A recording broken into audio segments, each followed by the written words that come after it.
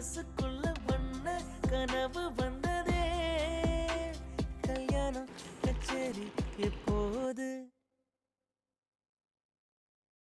பூவ எடுத்து ஒரு மாலை தொடுத்து வச்சனே என் சின்ன ராசா. உன் தோலுக்காகத்தான் இந்த மாலை ஏங்குது. கல்யாணம் கச்சேரி எப்போ?